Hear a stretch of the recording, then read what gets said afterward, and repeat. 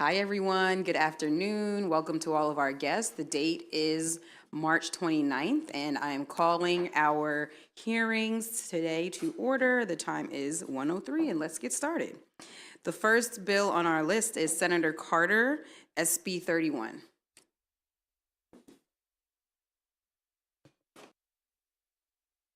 Good afternoon, Madam Chair and members of the committee. It's an honor to be before you today. I think it's the first time, a couple of times virtually over the last couple of years, but I haven't been here in person, so it's a pleasure to be here. You've had a lot of complicated bills this year, but this is one of the easy ones, cross-filed by Delegate Wells of this committee, and both bills passed last year, but then were vetoed by the governor and not overridden. This is a local bill, and it simply would better democratize our school board. It does two specific things. It adds additional categories by which student members of the board can vote, and then it creates a task force to study compensation for school board members and also whether or not to add a second school board member. Not to belabor this, I'm happy to take any questions. You've already passed the House bill twice. Thank you, Senator, and we appreciate that efficient testimony. I don't see any questions, so that ends the hearing on SB 31. Thank you. I look forward to your support. Thank you. Great. SB 120 next. Senator Lamb.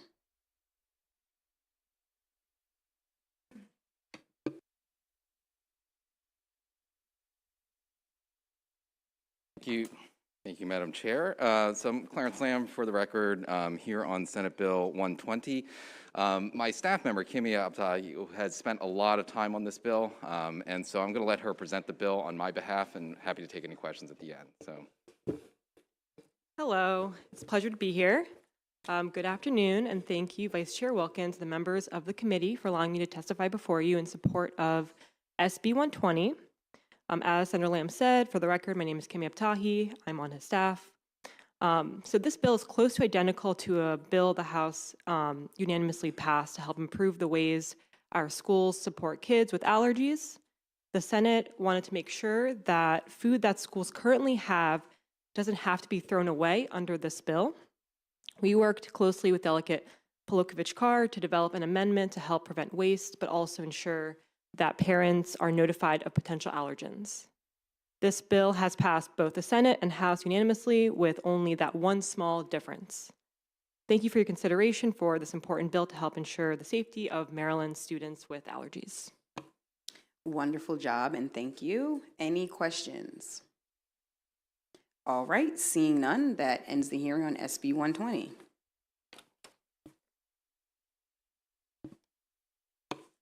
Next up, we would have Senator Watson. I don't see him. Is there a representative here for Senator Watson? Okay.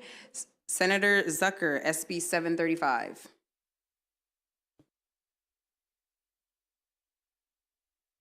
Thank you very much, Madam Vice Chair, distinguished members of the Ways and Means Committee. For the record, Senator Craig Zucker here to support Senate Bill 735, as well as House Bill 1234, which is sponsored by Delegate Wells. Madam Vice Chair, you already heard this bill. It's a work group to study wages of our education support professionals, those are the bus drivers, other folks like that. And very important bill. There's one clarifying amendment, Madam Vice Chair, that should be in your file. It's just there's a modification that needs to happen to one of the names of the people within the work group. But other than that, I would be happy to answer any questions and ask for a favorable report on both bills. Thank you so much, Senator. Any questions? All right, seeing none, that ends the hearing on SB 7. Oh, there is a question. I'm sorry. Delegate Henson. It's a quick one, I promise. Thank you, Senator, for bringing the bill. Was this bill filed in a different session? I feel like I heard that we were trying to accomplish work in this area in identifying our ESPs. Yeah, so it was two things. One is last year this bill was introduced, and I believe we did most of the heavy lifting with including money in the budget for education support professionals. They received a $1,000 bonus, one really from the Maryland General Assembly, and then we'd asked the governor to fund it, and Governor Moore did. So this very important population received that. But the piece, which I thought was kind of the easier lift with the work group, just, I guess, ran out of time, but that was never passed. But part of the bill has passed. and this is the last holdout of it. Sounds very important. Thank you for bringing the bill. Thanks, Madam Chair. Thank you. Any other questions? All right, seeing none, that ends the hearing on SB 735. Next we have SB 913, Chairman Gazzoni, and I think we have some staff representatives. You may begin. Thank you, Madam Vice Chair and members of the committee. My name is Lola Odioye, here on behalf of Senator Gazzoni to present Senate Bill 913, Education, Community Eligibility Provisions, Schools, and Pre-Kindergarten Enrollment and Funding Alterations. Senator Gazzoni introduced Senate Bill 913 at the request of the Accountability and Implementation Board to incorporate the legislative intent regarding the full-day pre-kindergarten funding. This formula gives priority for full-day pre-K slots to children with disabilities, children who live in a home where English is not the primary spoken language, and children experiencing homelessness regardless of income, in addition to Tier 1 children who are from households with income up to 300% of the federal poverty level. Currently, only Tier 1 children are being funded in the formula, despite the priority requirement. The bill corrects this by including these additional children in the enrollment count if they are enrolled in full-day pre-K. This means that local school systems and providers that follow the legislative prioritization will not be penalized by receiving per-pupil funding for enrolled children. As introduced, Senate Bill 913 had an unintended ongoing fiscal impact. Amendments proposed by the AIB, adopted by the Senate, clarify that Tier 2 priority children may be enrolled and funded in fiscal 2024, which has a one-time fiscal impact. Beginning in fiscal year 2025, these priority children are eligible for funding under current law. The House amendments to House Bill 770, which is the cross-file to Senate Bill 913, are different, but the fiscal impact of pre-K provisions are identical. The Senate amendments also repeal a requirement that school districts participating in the Federal Community Eligibility Provision Program collect alternative income forms from students with household incomes that are eligible for free and reduced price meals. Although the blueprint law requires MSD to develop an alternative form and specify districts to collect the forms, an alternative form has not been developed yet. Thank you, and I ask for a favorable report. Wonderful job, thank you. Colleagues, any questions? All right, seeing none, that ends the hearing on SB 913. Next, we'll have Senator McKay, SB 822. I don't see.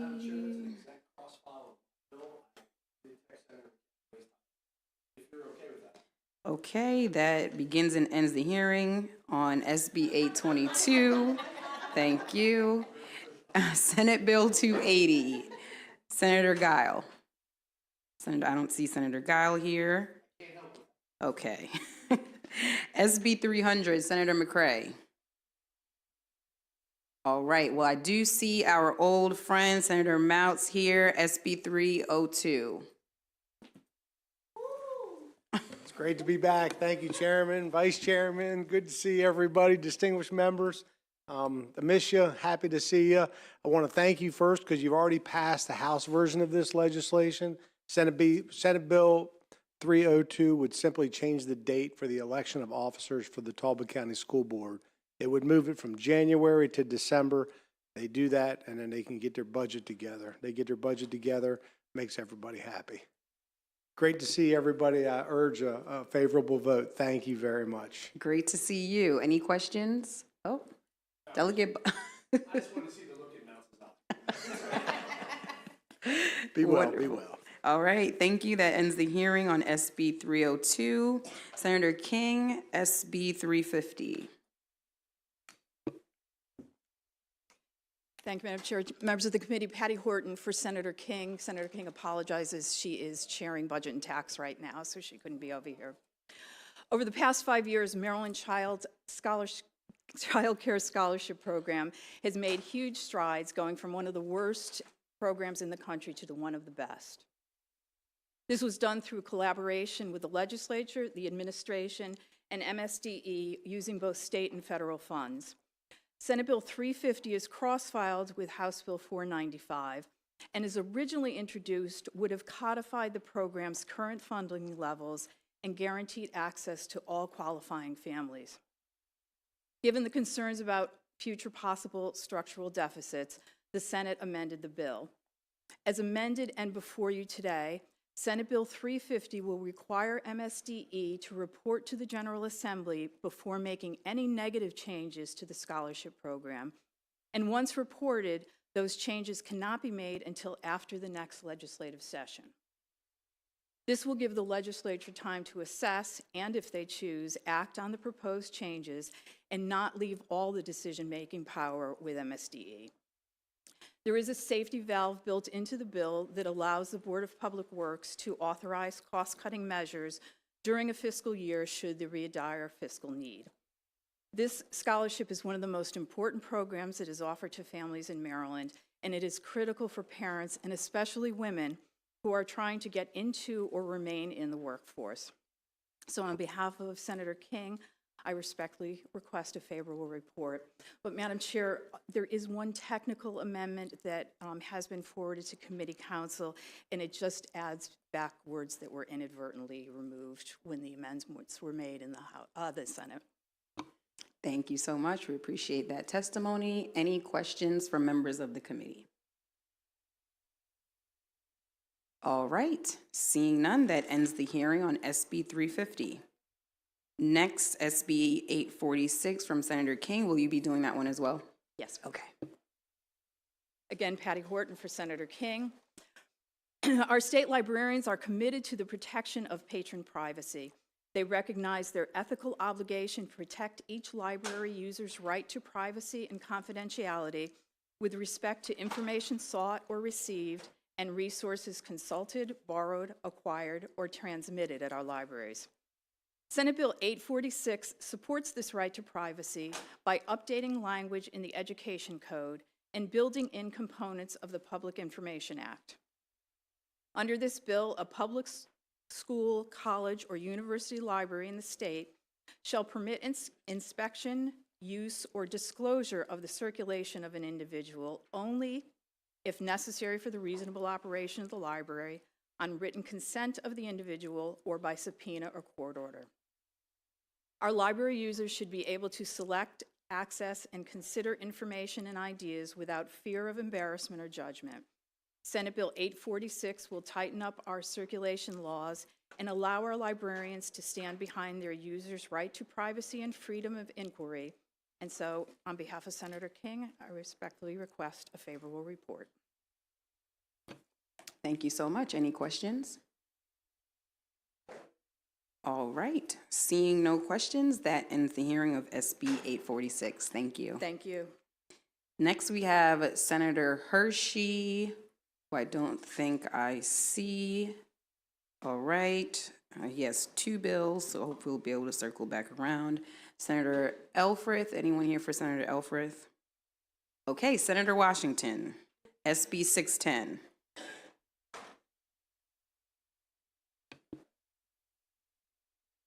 Good afternoon, Madam Chair. Good afternoon, colleagues.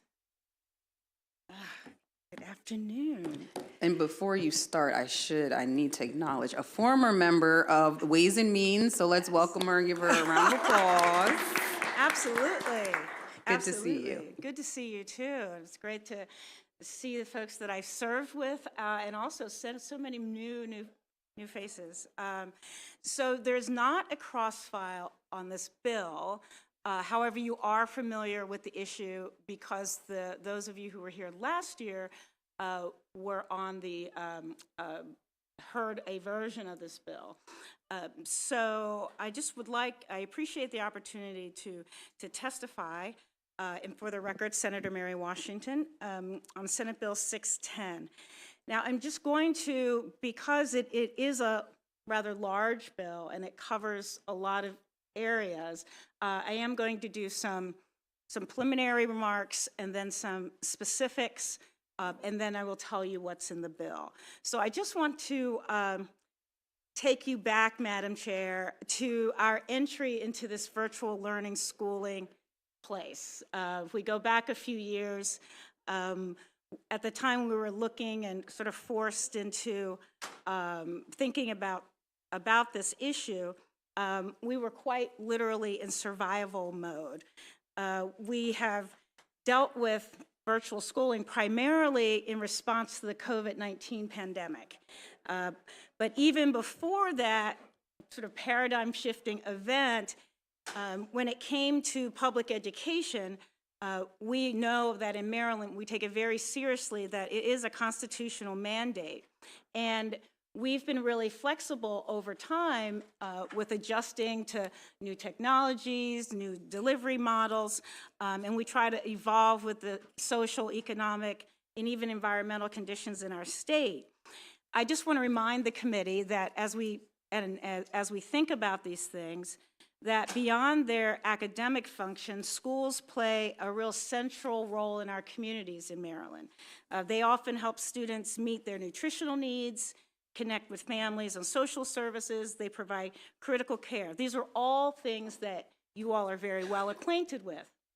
However, COVID-19 brought an abrupt sort of disruption to the academics, but also their temporary closure really shook the institutions that provided a range of educational needs. So that is where and how I invite you to think about our policymaking when it comes to virtual schools. We, at the time, again, if I'm taking you back 2 years, we had to consider a lot of things, from wearing masks to vaccinations to whether graduations were going to be outside in a stadium or in our front yard. And we were really trying to figure out how could we maintain those traditions but also keep our students and families safe. So during the interim of 21, our Senate committee really worked on trying to figure out what can we do and think about virtual learning. And what we realized is that we really didn't have a definition, a pure definition of what a virtual school is. Of course, we thought about, we had courses and programs and extracurriculars, but they were all under this banner of virtual schools. So we felt really strongly that we needed to, and that's what we do in this bill, is to really set some definitions and parameters. So first, online schooling can often be thought of, there's things that are supplemental to education, right? But it's delivered in an online way. There are certain educational apps, certain kinds of programs, and there again to supplement, to use virtual education more as a tool. But when you talk about virtual public schools, this is where we're saying that for elementary, middle, or high school students, that this is an online learning option that would be available. And of course, some states offer full-time, tuition-free public schools.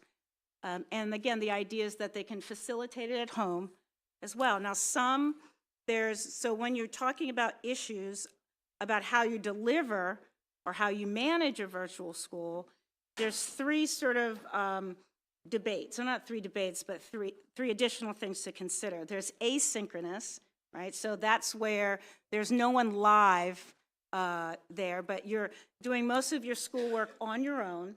The teacher just gives you the assignments, you turn them in at the end of the week. There's synchronous online, which is where it's happening the same time, kind of managing how we did our bill hearings the last couple of years. We were all there at the same time, and so we could interact in a live way. And then there's a hybrid where you might meet in a school every other week or sometime, and then you're at home other times. Now, what SB 610 does, it is really the beginning of development of standards for virtual education and how it's to be administered by our local school systems. And so the bill does, first of all, it sets the rules about establishment and authorization of virtual schools, who has oversight and other responsibilities. It sets requirements for virtual schools, the curriculum and their services. It sets requirements for teacher preparation, which is really key, and also requirements for teaching and staff. It sets criteria and limits for student enrollment. It defines virtual education as different than virtual schools. It establishes the use of virtual education days, which they could be used in a state of prolonged state of emergency, and we want every school system have a plan so that we don't have what happened in March of 2020, where we just had to figure it out. And then also, there's also an option that, well, if you run out of your inclement weather days, could virtual education days be used as a way to not lengthen the school year? It also really defines and looks at what operators are and administrators are. And then finally, it establishes a stakeholder study group convened by the superintendent to really look at the issue, to continue to look at the issue of virtual schools, because we're doing as much as we can we're doing what we know to do, but we know we need to fully engage everyone who is a part of this process. So specifically around the establishment, the control stays at the end of the day, and we felt that that was very important, that the establishment or the creation of a virtual school rests with the local school district, right?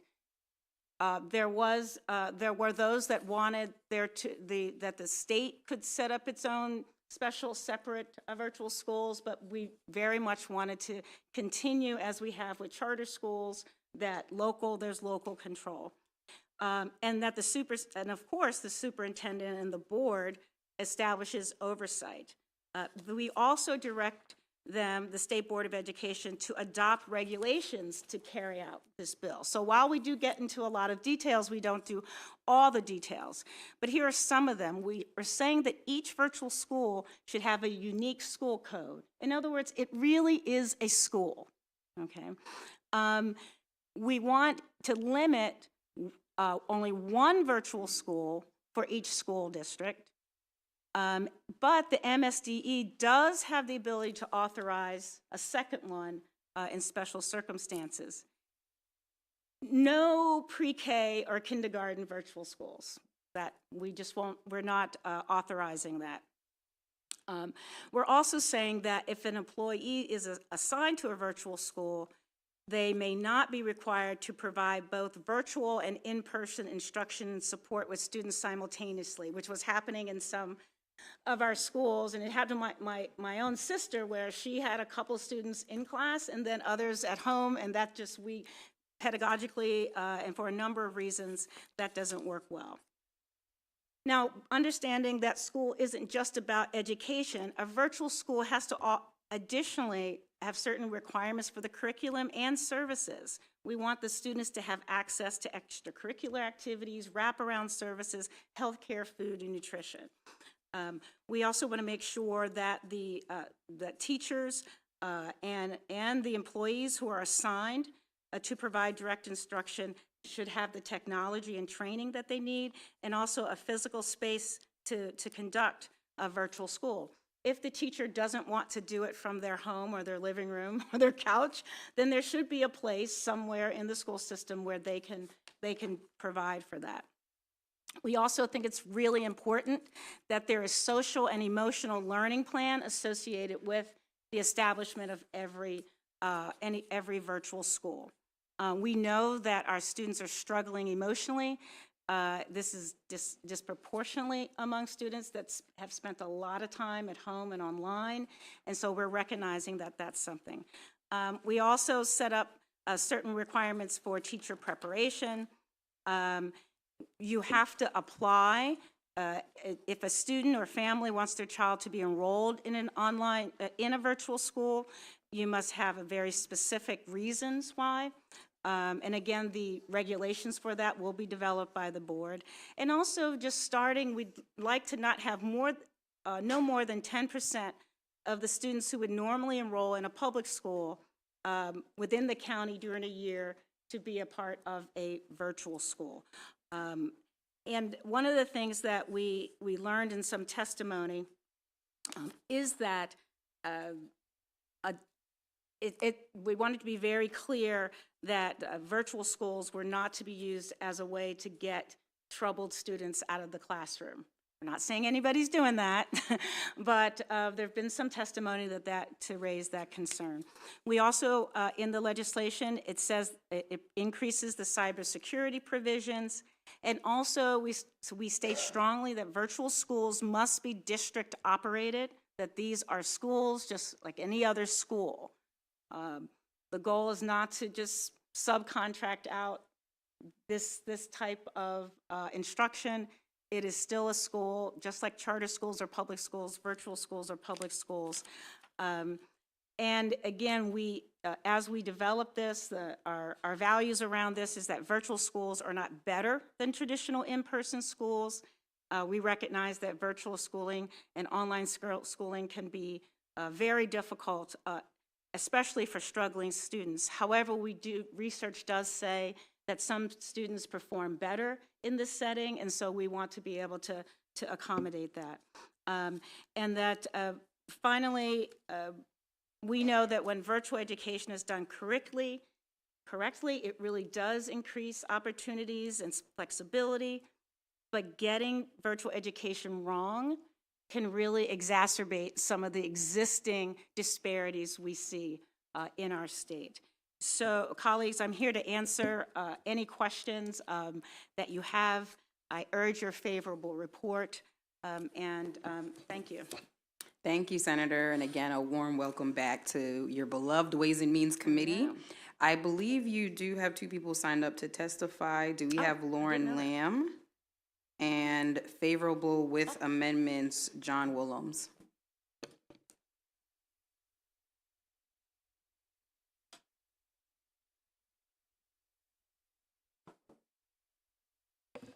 Hi, thank you for having me today.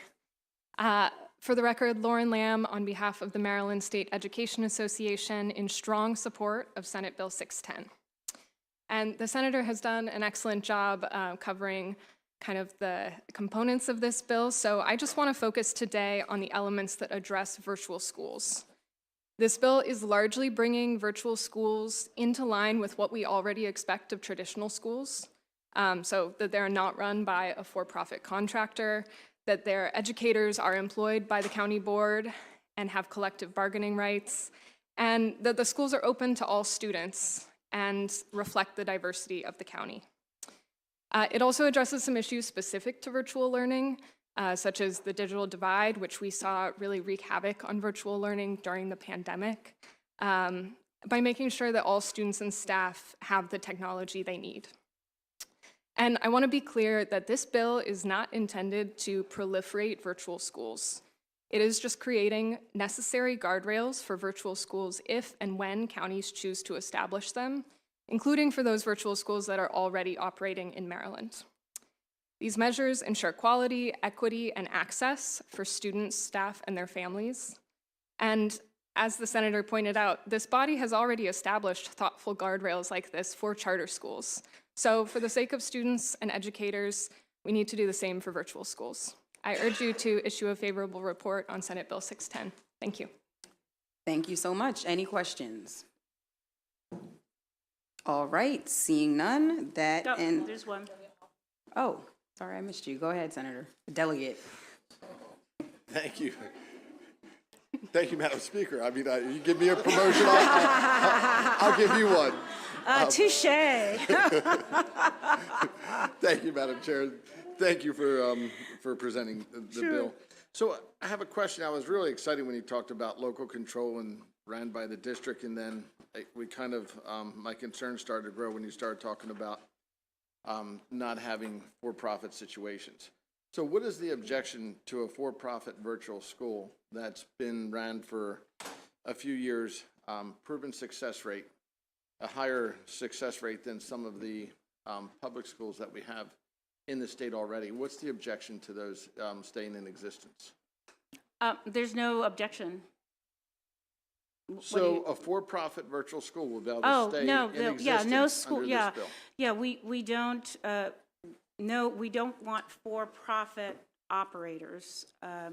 Anyone can contract. A school system can contract with a nonprofit operator, just like our charter schools. So we're just being consistent with our charter school laws, and essentially the value that public education is primarily the responsibility of government and public, and therefore we don't interject the operation or allow the operation of for-profit operators. But that doesn't answer the question. What's the objection to it when you have one operating and it's more successful than some schools that are ran by?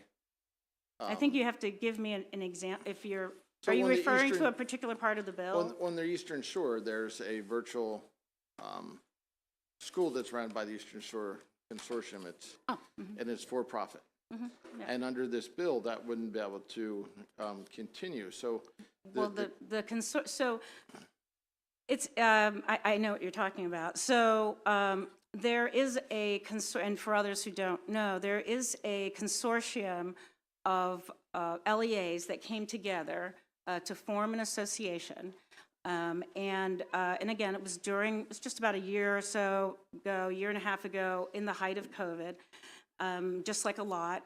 And at that point, as we said, we didn't have any particular regulations about defining virtual schools.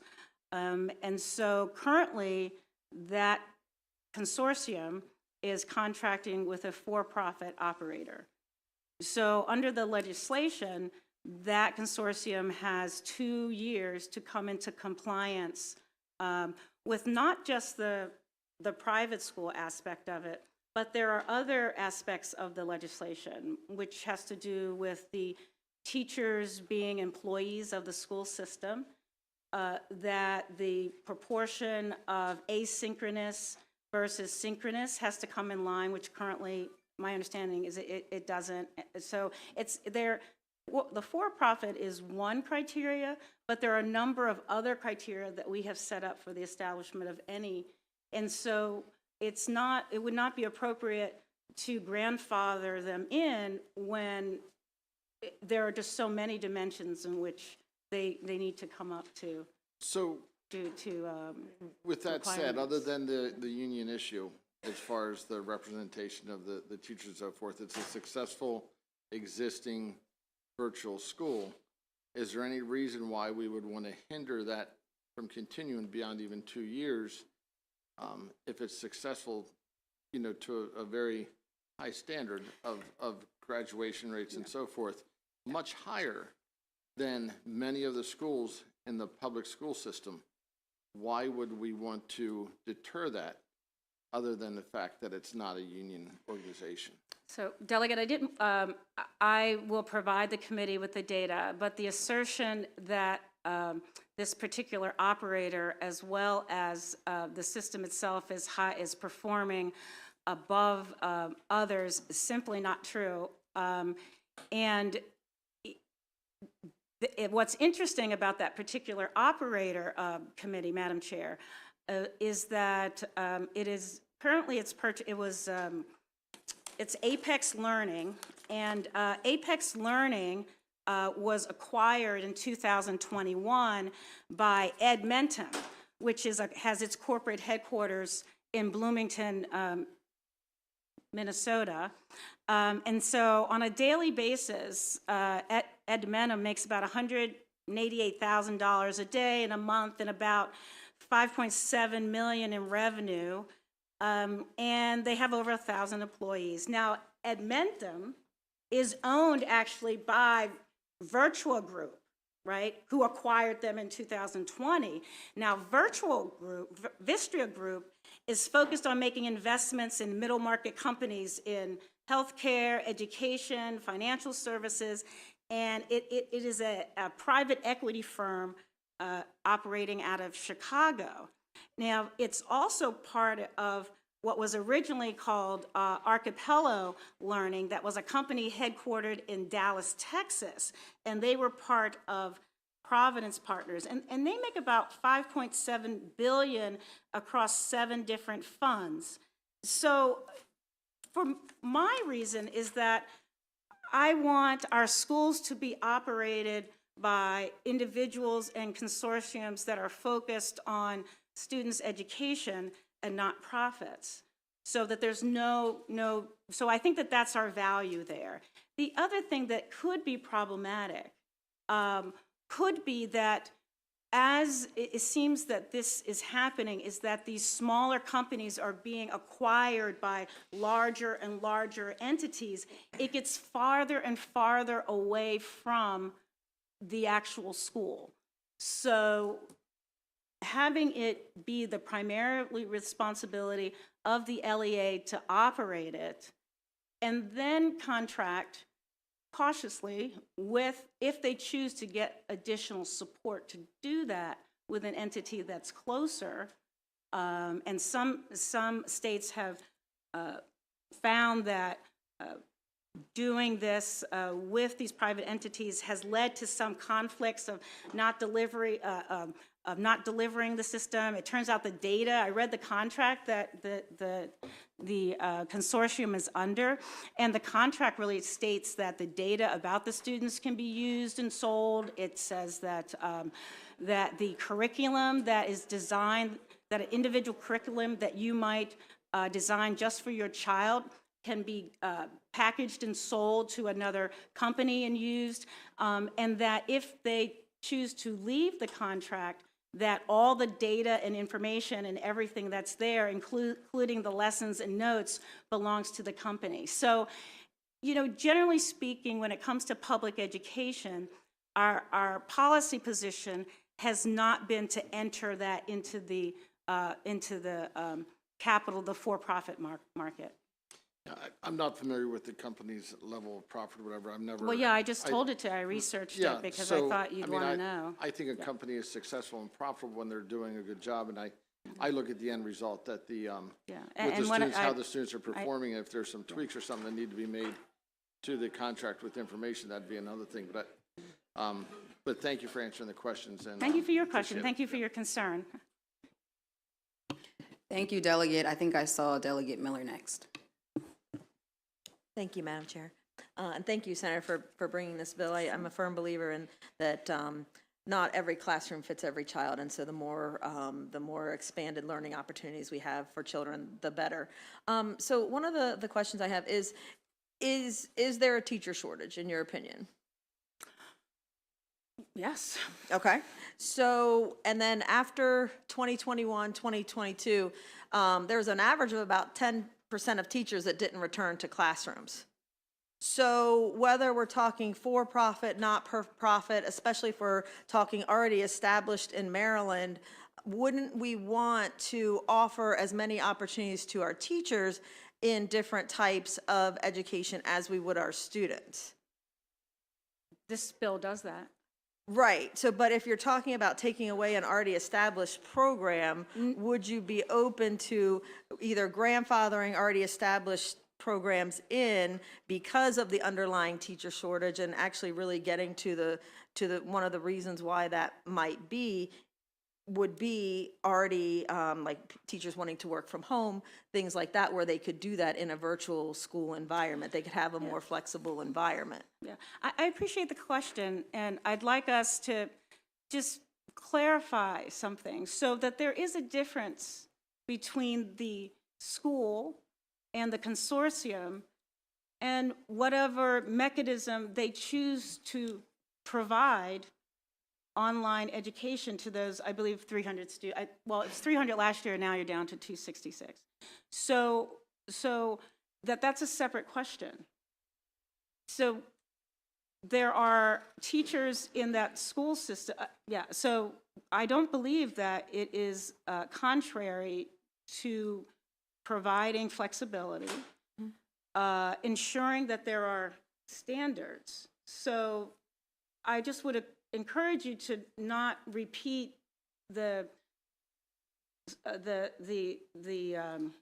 messaging that we're closing that school. It's saying that I just want to make sure we're not. Yeah, I just No. Yeah. I get it. We wouldn't want to do that. If we really wanted to do that, the bill would say, you know, you can't do it at all. So we know, I believe, that they can transition to an operator, right? And additionally, transition to having teachers that are certified and employees of the of the school system. It's not simply about union. It's also recognizing that they have benefits, that there are decent working conditions, that they're getting paid. I mean, some of these online teachers are getting paid $15, $20 an hour, and then they have no. So we believe that if they are employees of the system, that there's a continuity there, right? That the contractual relationship that a lot of for-profits have with their educators doesn't provide that continuity and that level of care. So the question is, perhaps we could be doing better. Could you imagine that maybe they could be doing even better than they currently are if they had teachers who had more of the supports rather than just languishing in this for-profit situation? But again, I want to tell you that it's not just the for-profit. You're focusing on that. It's if the for-profit, if they were members of a union, I mean, they'd still wouldn't, even if they were nonprofit and they didn't meet all the other criteria, they would not be able to contract with them as I wasn't even focusing on that. I was focusing on, so when you have virtual learning, one of the important things that I've learned from my own children's experiences, it's actually not only the teacher, it's also the platform and the continuity of the platform that it's delivered on, Right. and the end user effect. And when you have more of a skill and more of a knowledge base in bringing up that end user and how that interface works with the learning and how those those learning capsules are delivered to the students, that's what can make the real Absolutely. difference. And so it's very difficult for teachers to kind of piecemeal and pull that together, whether they're employed by the school system or not. So I want us in Maryland to have one of the strongest virtual school systems that you can have. And there's just different ways we can go about that. It's very important. So I just want to make sure you would be open to something along those lines and not closing doors. So that's what I wanted to see. Chair, just Delegate, if you read the bill, it's very clear about ensuring that the educators, that they're trained and that they get the pedagogy that they have. So again, all the features that you care about are in this bill. Thank you. Thank you, Matt. Oh. I just left your committee. No, okay, any more questions? All right. Okay, seeing none, thank you very much. Thank you. That concludes the testimony on House Bill 610. We are going to circle back to, I'm sorry, I said House Bill, that is the Senate Bill 610. We're going to circle back really quickly to Senate Bill 846. I think someone may have been here that was not called to testify. Irene Padilla. Sorry, Irene, I'm not called.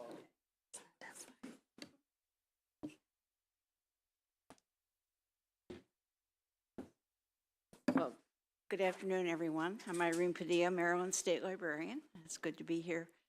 This is such an important bill right now, considering what's going on across the country and what's going on in our own Maryland school libraries. And they really will benefit from this legislation because it requires so much effort to get at people's records. And while that's important in every library, right now the schools seem to be more under attack. So I would appreciate your approval of this bill. Thank you. Thank you. Are there any questions? Okay, seeing none, thank you very much, ma'am. And that concludes the testimony on Senate Bill 846. Okay, we're going to see, is Senator Watson here? No. Senator McKay? Oh, he did? Okay. Oh. Senator Guile?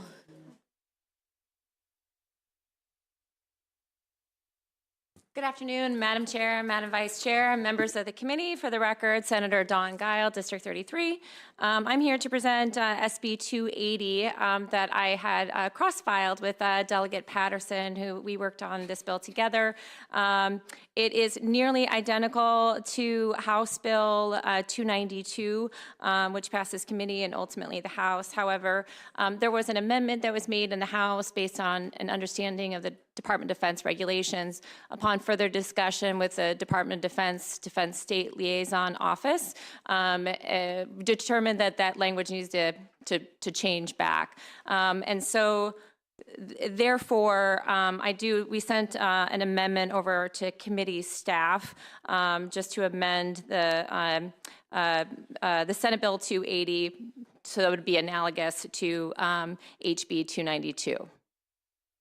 Thank you. Are there any questions? Okay, seeing none, thank you very much. Thank you. Thank you, Madam Chair. That concludes the testimony on Senate Bill 280.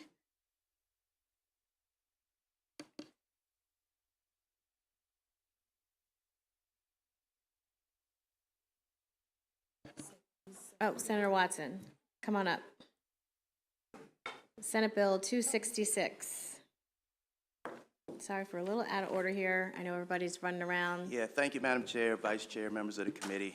Senator Ron Watson, 23rd District, representing Bowie and Upper Marlboro, here to testify on Senate Bill 266, which is a direct cross-file of House Bill 306, which has already been heard by this committee. Simply, this bill adds one school counselor certified by the Maryland State Department of Education, designated by the Maryland School Counselors Association, to the membership of the Maryland Consortium of Coordinated Community Sports. The bill also makes technical changes and staggers the terms of the new member. Right now, this committee has 24 members, and the school counselors believe, because in the school setting they are most closely associated with the students, that a member from the School Counselors Association is applicable. Okay, are there any questions? Okay, seeing none, thank you very much. Thank you, Madam Chair. That concludes the testimony on Senate Bill 266. Senator McCray, Senate Bill 300.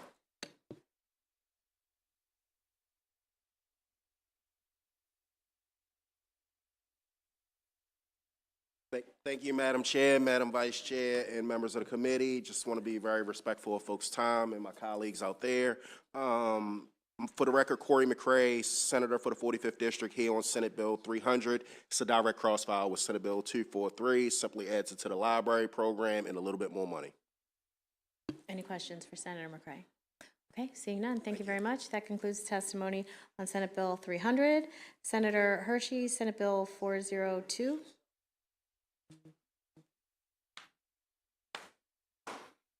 Hey, how are you? Good afternoon, Madam Chair, members of the committee.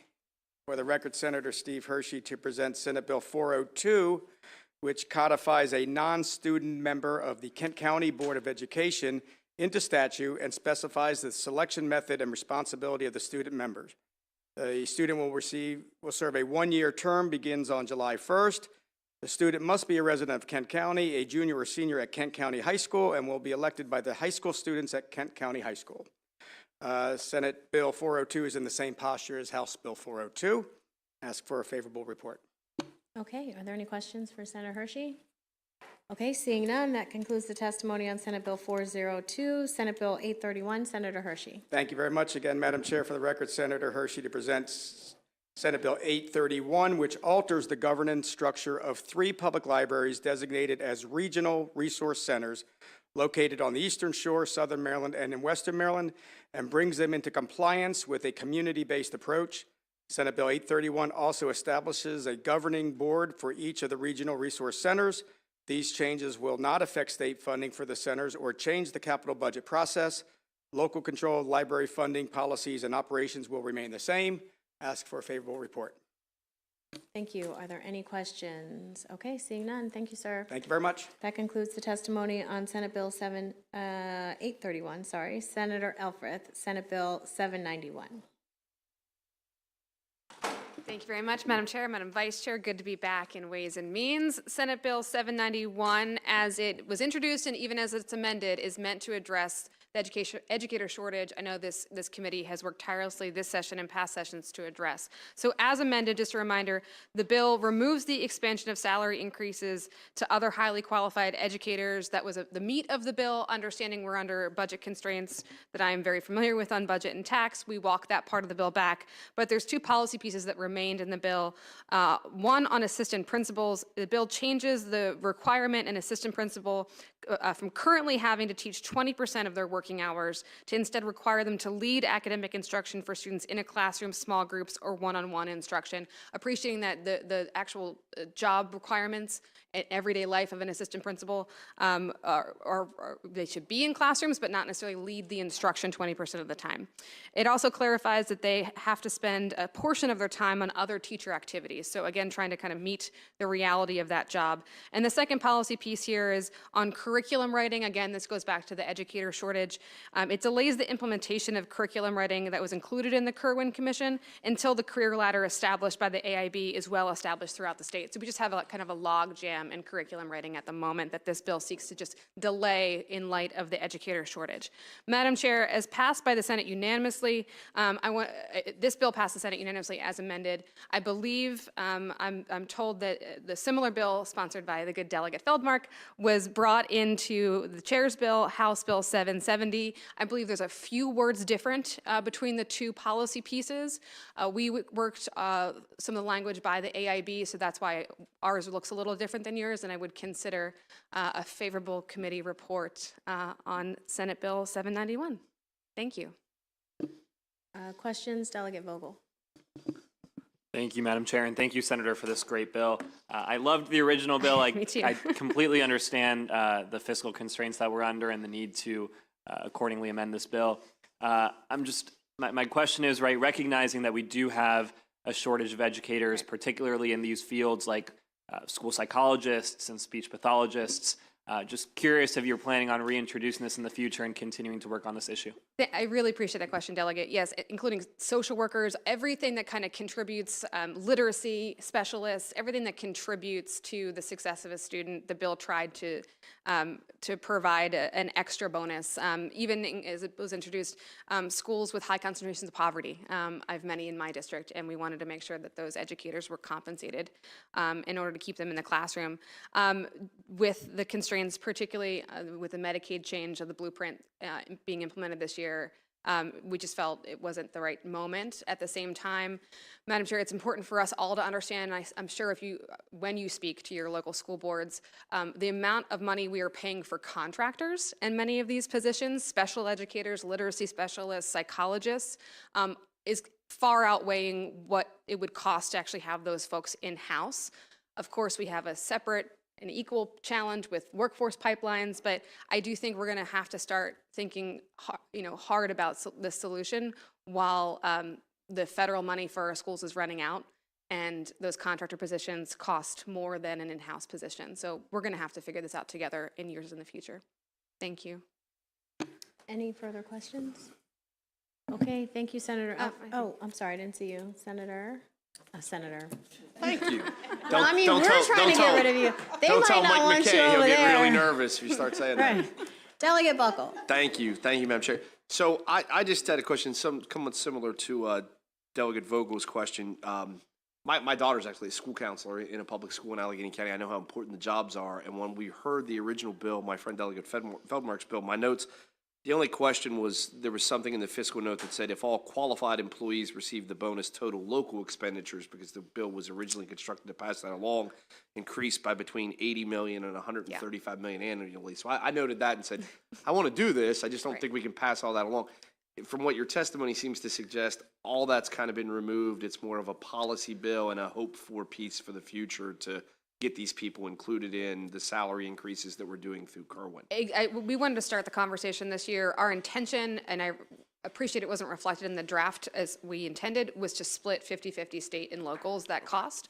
Again, our locals are paying the bulk of this now via the higher prices for contract workers than in-house. So rubber's going to meet the road eventually, and I really look forward to working with this committee on finding a solution in the future. So right now, there's not really a fiscal note to the bill per se, other than maybe implementation of some of the programmatic stuff, but there's not a salary component. No, there is a revised fiscal note based on the Senate bill that should be in your bill file as well. And state effect is none, and local effect is limited. Yeah. Okay. Thank you. Thank you. Okay, any other questions? Okay, thank you. Thank you. We do have one unfavorable, Deborah Mercado. Is she here? Okay, she's not here, so that concludes the testimony on Senate Bill 791. Senate Bill 668, Senator Rosa Pett.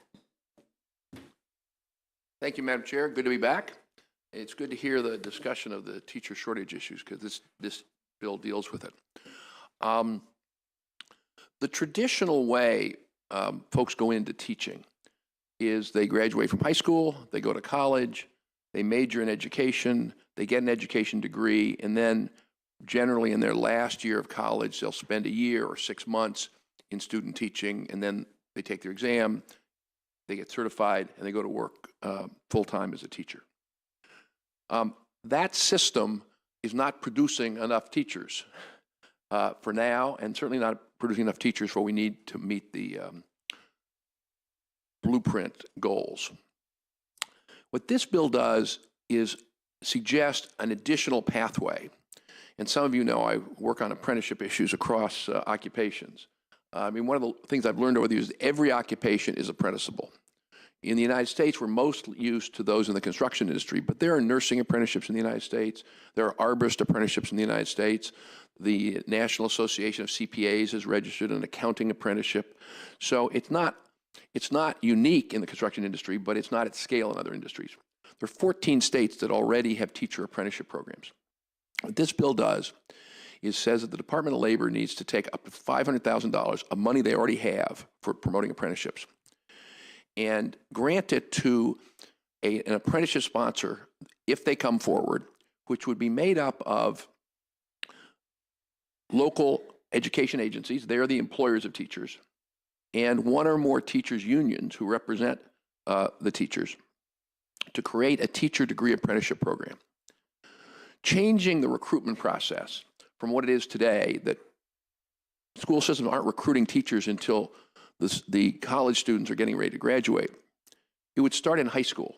And this is laid out in the blueprint legislation that by 2035, we want 45% of Maryland high school graduates to complete the high school level of apprenticeship in any field. But this bill focuses on let's get a lot of them in teaching. One of the things we also need under the blueprint is a lot more tutors. So what this bill does is it sets up a 3-tier apprenticeship system, starting with high school students who would be trained and paid to work as tutors to younger kids. There's a lot of evidence that older students tutoring younger students is very effective. So instead of so many high school students working in restaurants or grocery stores, nothing wrong with that, but let's get a bunch of them working in the schools tutoring the elementary school kids, which we have to hire tutors anyway. The high school students complete their high school, they complete the CTE program in teaching that we already have. They've worked part-time tutoring younger students. And then they go to work full-time or part-time, depending on how the apprenticeship is developed, as paraeducators. We have a shortage of paraeducators too. Then while they're working as paraeducators, they're taking the rest of their college courses. And then they finish, get their education degree, they take their exam, and they become certified teachers. Now, how is this better than the current system? First of all, it broadens the recruitment for teaching dramatically. Instead of just recruiting in colleges, we're recruiting in high schools across the state, number one. Number two is, by the time the person is certified as a teacher, let's say age 22, 23, 24 it may be, the current system, that teacher has 6 months or 1 year's experience in a classroom. These newly certified teachers will have 4, 5, 6 years experience in the classroom. That's what the bill does. Happy to answer questions. Are there any questions? Okay. Madam Chair, Yep. if I can make one more point that I forgot to mention. Okay. I apologize. One is, this was supported in the Senate and here in the House, and you'll hear testimony, both by the Boards of Education Association and the Maryland State Education Association. So the union and the employers are on board for this concept. You have a suggestion amendments from the Association of Deans of Schools of Education in the state. And I worked yesterday and today to work out an amendment that I will share with the committee that is supported by the deans of the education schools, the community colleges and the 4 years and the privates. Okay, thank you. Thank you. I think we have Lauren Lamb and John Willems.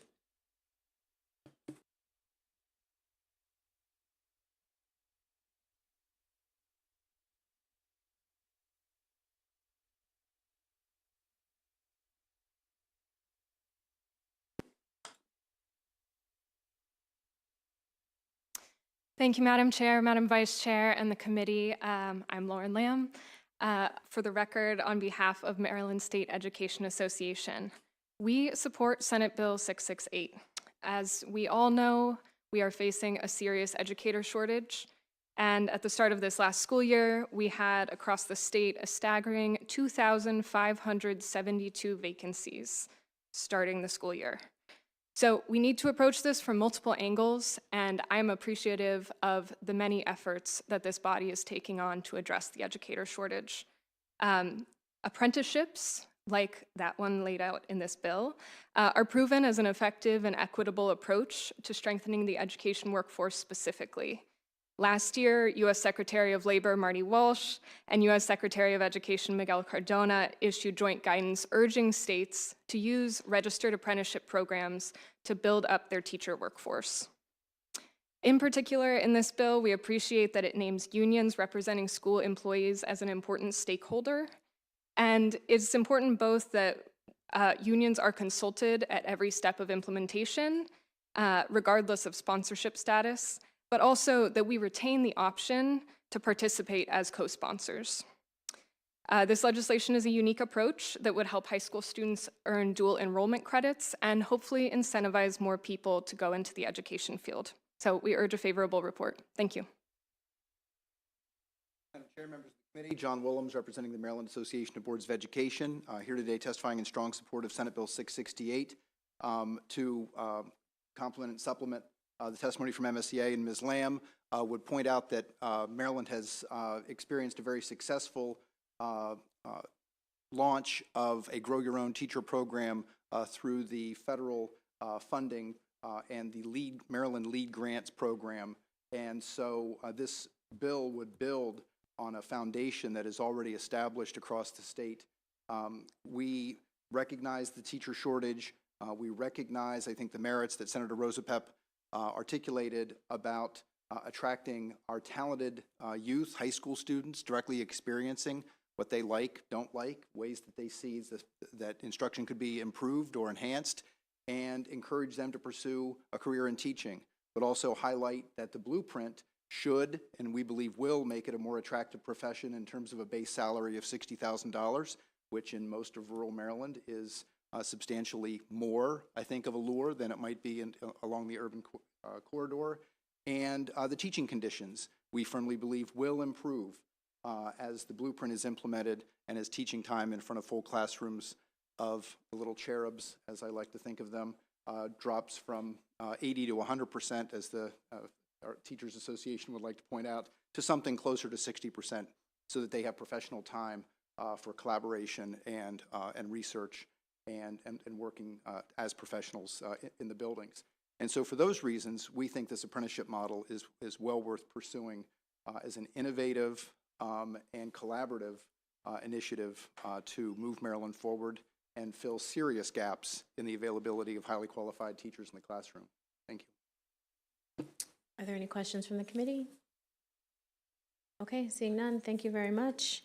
That concludes the testimony on Senate Bill 668. Senate Bill 841, Senator Kramer.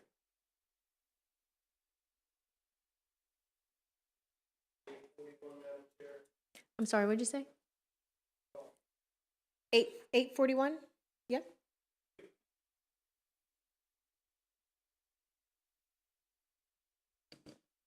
Hello. Good afternoon, Madam Chair, Madam Vice Chair, members of the committee. Ben Kramer to introduce Senate Bill 841, which is a cross-file to good Delegate Attar's House Bill 1242. Colleagues, this is a very straightforward bill that is just one tiny piece of trying to address the dramatic increase that we have seen in hate actions, hate crimes, bias in not just the country, but in the state of Maryland. Report came out just last week that anti-Semitic acts in the state of Maryland doubled in the last year, making Maryland one of the top 10 states in the nation for anti-Semitic acts.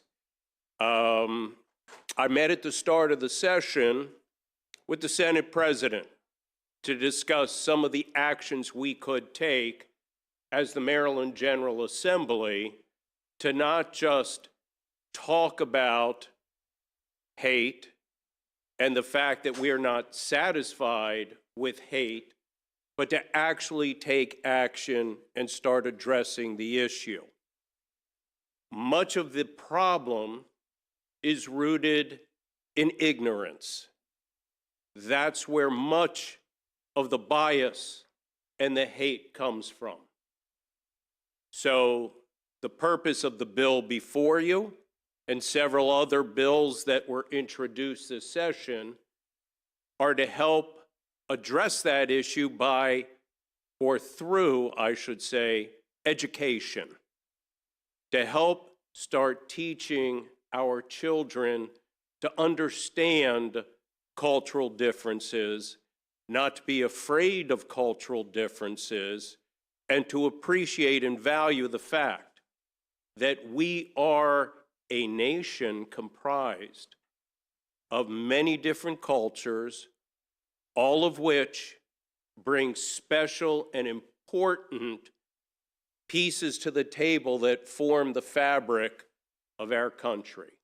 So the bill before you simply, colleagues, provides that every year the governor provide $500,000 into the budget to afford our students the opportunity to go to field trips to visit one of the 4 following museums: the United States Holocaust Museum, the National Museum of African American History and Culture, the Jewish Museum of Maryland, and the Reginald F. Lewis Museum of Maryland African American History and Culture.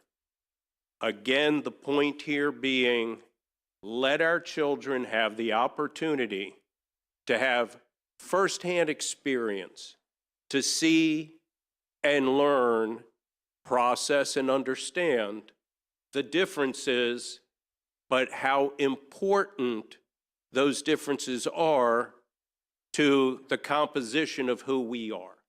So with that, Madam Chair, I would certainly welcome any questions. The Budget and Tax Committee added a small amendment that provides for reporting information. I believe that should be in the committee file. So I thank you very much. Thank you. Are there any questions for Senator Kramer? Delegate Wu. Thank you, Madam Chair. So Senator Kramer, I really appreciate this bill. At the same time, I'm wondering whether you're open to add another, maybe like AAPI museum to your list. Thank you for that question. And that question came up over in the Senate. And the decision was made that the focus of this bill is very limited and very specific.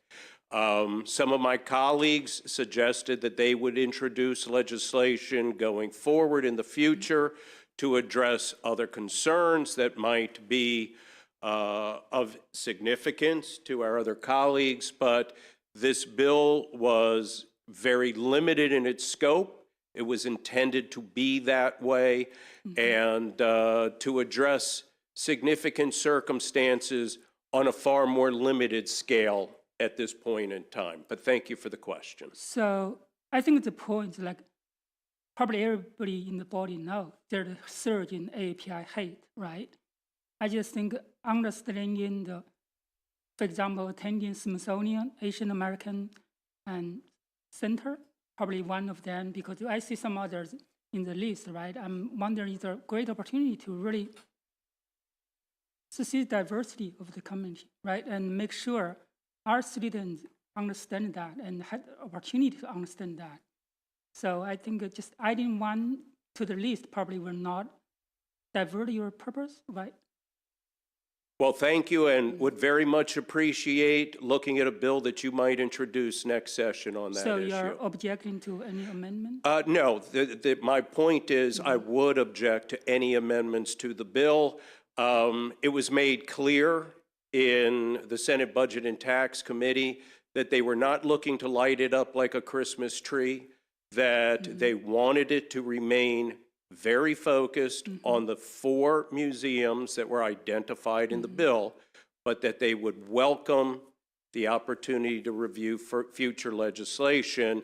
And in fact, the comment was that they did not want to jeopardize passage of this bill by amending it, and suggested that anyone who wanted to look at other legislation going forward to would be welcome to do so.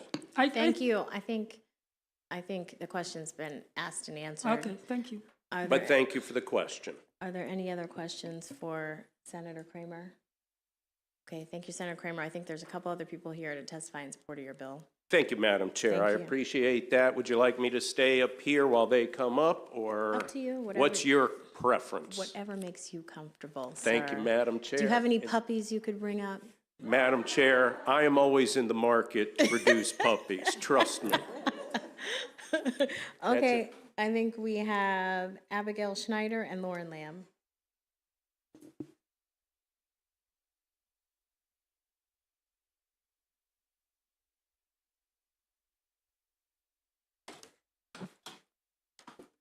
Thank you, Madam Chair, Madam Vice Chair, members of the committee. For the record, Abby Snyder, Director of Government Relations for the Baltimore Jewish Council, which represents the Associated Jewish Federation of Baltimore and its agencies, here today in support of SB 841. As the senator alluded to, there was a recent report that came out last week where it has been made clear that anti-Semitic incidents have doubled. It also has gone up 132% since 2020. So this continues to be a rising issue. And according to Maryland State Police Hate Bias Report in 2021, the Black community ranked first and the Jewish community ranked second amongst the populations that face the most hate crimes in our state. One of the best ways that we can prevent history from repeating itself is through education. I think this committee is very familiar with that. By providing these grants to local jurisdictions to help subsidize field trip costs, you all would be taking a step towards providing students with an opportunity to learn about other cultures that they're not as familiar with, giving hands-on experience that will likely resonate more with students than just classroom teaching, and incentivizing schools to take advantage of opportunities to learn outside of their classrooms. As amended in the Senate, the bill now requires reporting on which schools are using these resources so that the General Assembly will be aware of what's going on with this grant fund. With this tool, you all will be empowered to make adjustments in the coming years if you see fit. And for these reasons, we urge a favorable report on SB 841. Thank you. Thank you, Madam Chair, Madam Vice Chair, and the committee. Lauren Lamb with MSEA. As the Senator mentioned, this bill is both urgently needed and timely, and educators know that field trips are a really valuable tool for deepening students' understanding, critical thinking, and empathy. The museums listed in this bill are excellent options. MSEA does want to acknowledge that there may be other high-quality, historically accurate, and culturally relevant museums that will support students' learning, including some that are more geographically accessible to students in Western Maryland or Eastern Shore counties. We therefore propose an amendment to add to the list of permissible field trips another museum or historical site that is focused on the history and culture of underrepresented communities that is approved by the State Board of Education. So our intention with this is to allow for the opportunity to consider additional field trip destinations while ensuring their quality and relevance. And for example, as was previously noted, there was some discussion in the Senate about the inclusion of a museum that covers Native American history. So we want to leave that open with the guardrail of State Board approval. Thank you. Thank you. Any questions from the committee? Delegate Wu. I have a question for our panelists, especially from MSD, right? So I think the questions... MSEA, right? So you're open to actually include other like museum for this list, right? Not just 4, right? Yeah, so the intention of this amendment was to retain the focus on the history and culture of underrepresented communities, but leave a certain amount of flexibility for the inclusion of other historical sites or museums. Thank you. I just want to mention, right, AAPI community and Native Americans, right, both are underrepresented and have been ignored, right? I just really hope there's opportunity to really take this opportunity to add them to the list. And as you said, thank you. Any further questions? Okay, seeing none, thank you very much. That concludes the testimony on Senate Bill 841. Thank you, Madam Chair. Senate Bill 271, Senator Reedy.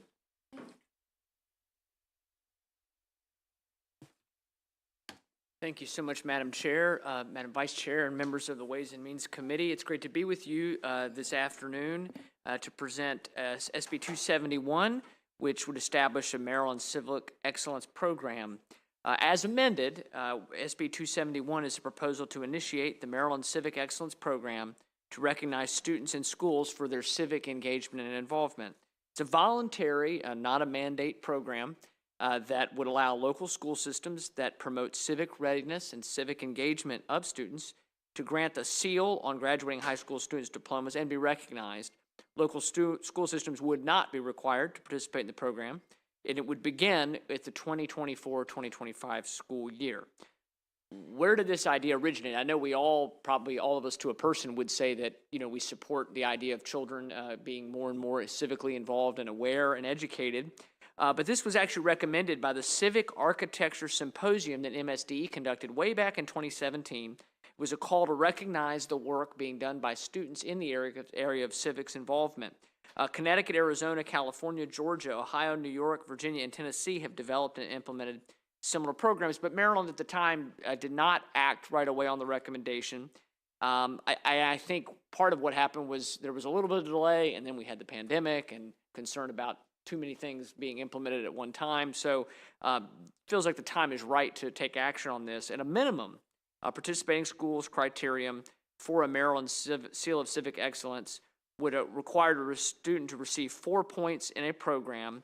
And I put the layout that we've got in the bill, which came pretty much directly from this symposium, this civic symposium, in my testimony. I won't bother you with going through it line by line verbally, but we did make a few tweaks in the Senate to be sure that it was very germane to civics engagement. Students receive 4 points or an amount set by their local school system that's greater than 4 could be awarded a Seal of Civic Excellence upon graduation or GED completion. And additionally, school systems with at least 75% of students in the graduate, actually I didn't correct my testimony, we made it above 50% of students in the graduating class who have earned the Seal of Civic Excellence could be designated as a Center of Civic Excellence. So to recap, Senate Bill 271 implements the Civic Architecture Symposium's recommendation from this 2017 task force and allows students to be rewarded and recognized for their civic involvement, knowledge, and excellence. And I would respectfully request a favorable report on Senate Bill 271, and of course I'm happy to answer any questions. Thank you. Are there any questions? Okay, seeing none, thank you. There are a couple other folks signed up here to testify. Isabel Malizia and Jeannie Massey.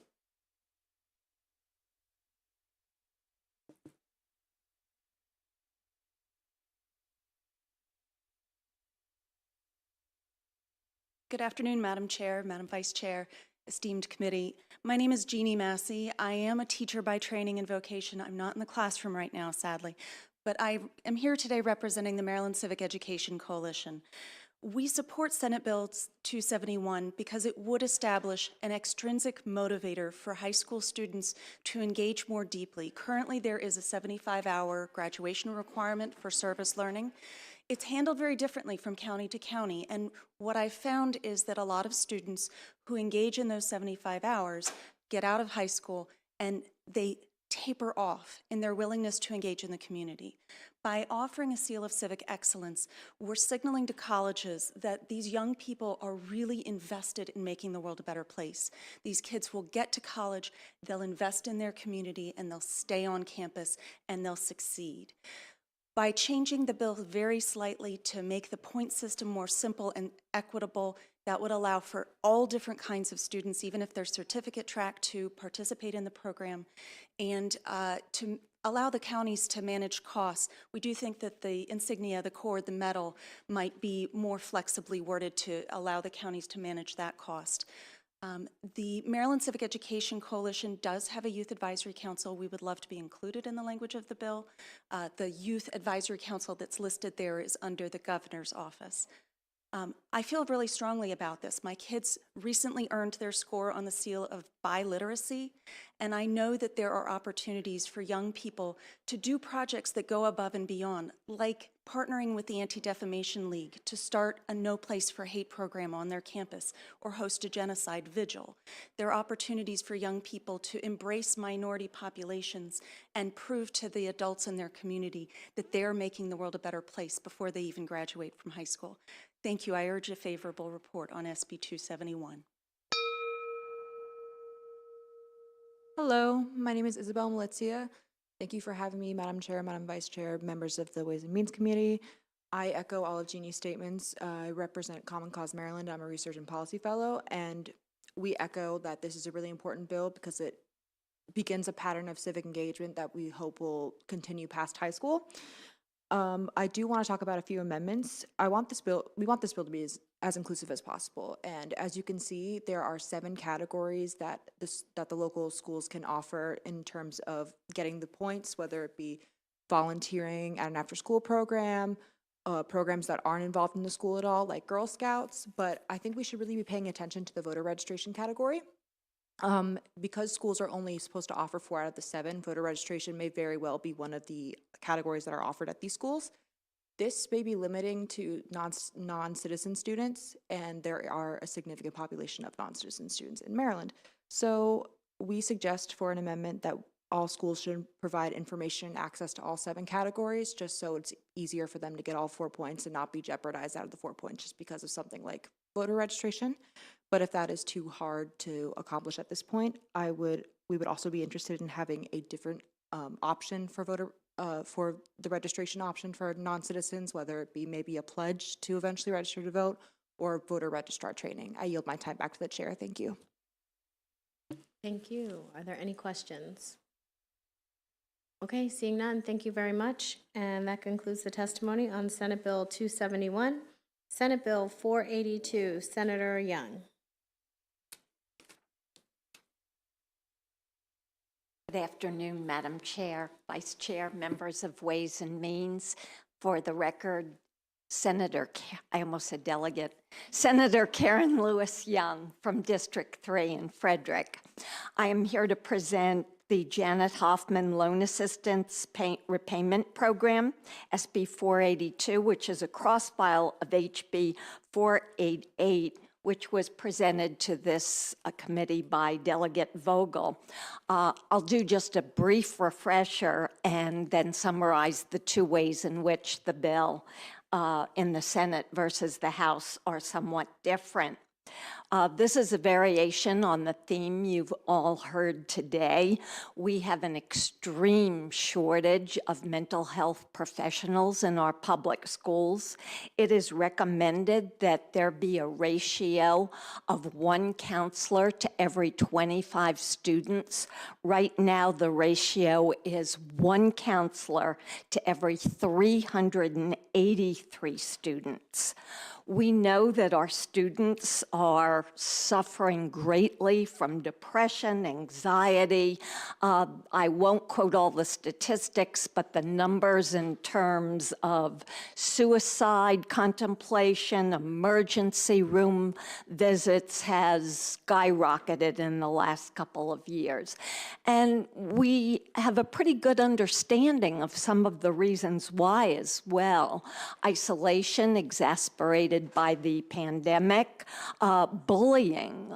There isn't a week that goes by that I don't get a call from a parent saying, I don't know what to do. My child won't go to school.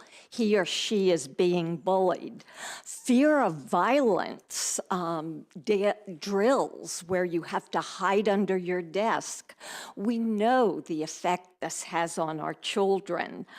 Academic setbacks setbacks as a result of the pandemic. So in order for a child to be ready to learn, they have to be healthy, both mentally and physically healthy.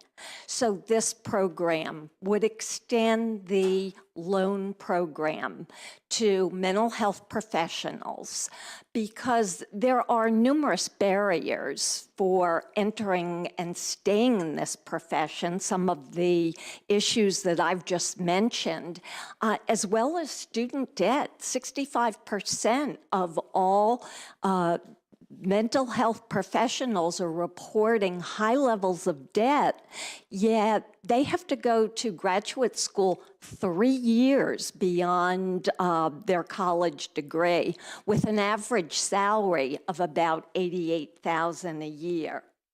So let me just tell you about the two ways the Senate version is different. In the Senate, it would apply to an individual employed by a local school system or a local health department to provide mental health services in schools. Why to a mental health department?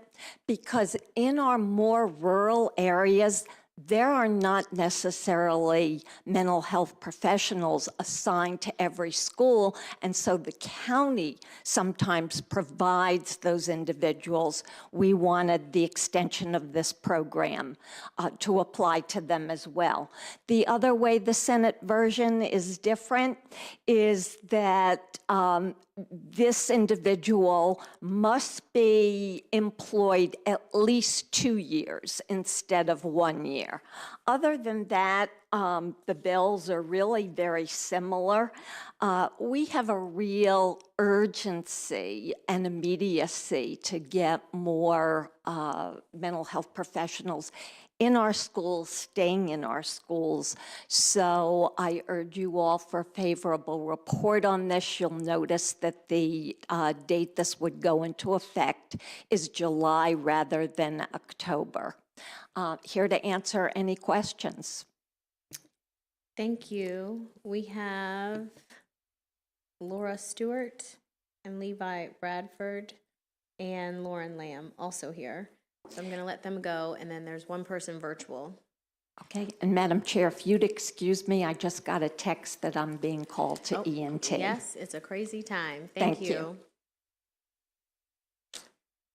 Good afternoon. My name is Laura Stewart. I'm here to represent our statewide PTA, Free State PTA. I'm here again before this body on, I already testified for the other version. We agree that this sounds reasonable to move forward with the Senate version. I cannot explain how desperate we feel to get kids more mental health services in school. Many of the bills that we supported this year had to do with mental health because we see it every day. Our kids deal with it every day. It is recognized that we need more health professionals in schools. It's very difficult to fill the positions. In fact, when I wrote the original testimony in Montgomery County, it took a year to hire newly funded social workers, and MCPS Careers showed that there were 11 openings for psychologists, but only 1 in the pool. We need to expand the pool, and this would help. We have been consistently short of psychologists for years, not just since the COVID epidemic. Although the COVID epidemic has led to more mental health issues for our kids, some had a hard time readjusting back into school, or also had a hard time not doing all the socialization that they would when they were home. They are finding their way, and I think that we will heal, but we're still in the process, and to do so, we really need those supports in schools. We want to save lives. That's how important it is. We can save lives with bills like this, and therefore, we urge a favorable report. Thank you. Thank you for having me. Lauren Lamb with the Maryland State Education Association. And I echo the sponsor's comments about the necessity of this bill and the undue burden that student loan debt is putting on mental health professionals in schools, as well as teachers in schools. So we absolutely agree that this is necessary to strengthen the pipeline of mental health professionals and keep them working in our public schools.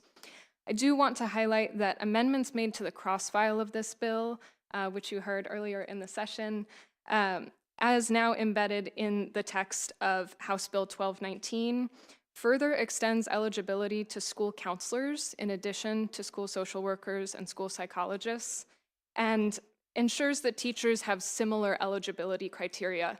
Because this program is currently undersubscribed, we know that we need to make it a little bit easier to access, a little bit more practical for everyday educators to benefit from this loan assistance. And we absolutely support the amendments in the House version of this bill as amended into House Bill 1219. So I would urge you to consider, if we are looking at this version, also considering school counselors and opening the criteria for teachers. Thank you. Good afternoon. I'm Levi Bradford, an attorney with the Public Justice Center. We're a legal services organization that advocates for social justice and economic and racial equity in Maryland. Public Justice Center strongly supports this bill. As you've heard, we in Maryland have a severe shortage of mental health professionals in schools, and this bill helps address those shortages by making school-based jobs more accessible to a wider range of mental health professionals.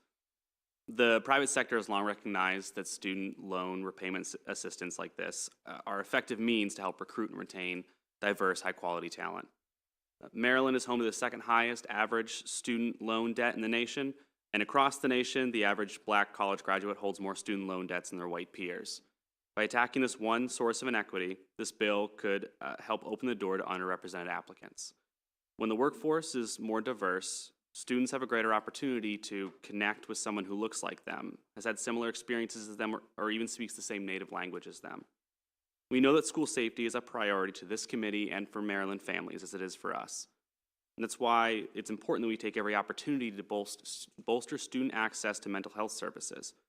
When students regularly connect with a trusted adult, they are more likely to go to that person when they are experiencing crisis, and they are more likely to have the supports that they need to work through issues in a healthy, non-disruptive way. These preventative measures that this bill helps put in place improves the psychological and physical safety of all students, those who need mental health services, and their peers who are in school with them each day. And for these reasons, the Public Justice Center strongly supports this bill. Thank you. Thank you. Are there any questions? Okay, seeing none, thank you all very much. That concludes the testimony on Senate Bill 482. That concludes our public bill hearings. Committee, if you just give me 1 minute. Oh, I'm sorry, that actually does not conclude that. So we have one virtual witness. I am sorry, I did know that. Alexander, whenever you're ready, sir, go right ahead. Good afternoon, Madam Chair, Madam Vice Chair, and House Ways and Means Committee members. My name is Alexander Allen, and I'm a sophomore from District 16 in Montgomery County and an executive board member for the Montgomery County Regional Student Government Association. In January, our over 100 student executive board recognized the importance of SB 482 and voted to support the bill through various advocacy efforts. As an executive board member, I urge for the extension of the Jenna L. Hoffman Loan Assistance Repayment Program to include mental health professionals, the key supporters of student success and well-being. Mental health professionals can be school counselors, psychologists, social workers, or pupil personnel workers, but they all have one overall purpose: supporting students and families. However, when all these vital resources are stretched thin, students in support don't get the help they need. School counselors who focus on teaching students valuable coping skills and are a safe space for students to talk and work through issues experience this problem. On average in Maryland, school counselors have caseloads 150 students higher than the recommended amount. Without enough counselors in a school, students must wait to deal with their issue, which can lead to them developing unhealthy habits and turning to violence to deal with their problems. Furthermore, school counselors create social emotional learning lessons, a proactive approach to mental health. But with high caseloads, they can only be reactive in supporting students in crisis. With psychologists who play a vital role in providing students accommodations, this happens as well. School psychologists in Maryland take on over double their recommended caseload of 500 students. When psychologists are overworked and forced to pick what they have time for, they have weaker connections with members of their school community and can't be involved in proactive mental health measures. A recent study determined that 70 to 80% of youth receive mental health services at school, making investments in mental health professionals imperative. Students who feel discussions about mental health aren't welcome at home usually turn to school resources and professionals for support. We need students to have easy access to support and safe spaces in their schools, and mental health professionals are crucial in achieving these goals. For these reasons, a favorable report on SB 482 is essential in allowing students to succeed academically in Maryland. Thank you for your time and consideration. Thank you very much. Are there any questions? Okay, seeing none, that concludes the testimony on Senate Bill 482. Folks, we are going to break for just a few minutes. So at 2:45, we will come back and vote. It's 2:38. 2:45, we'll vote. Okay, thank you.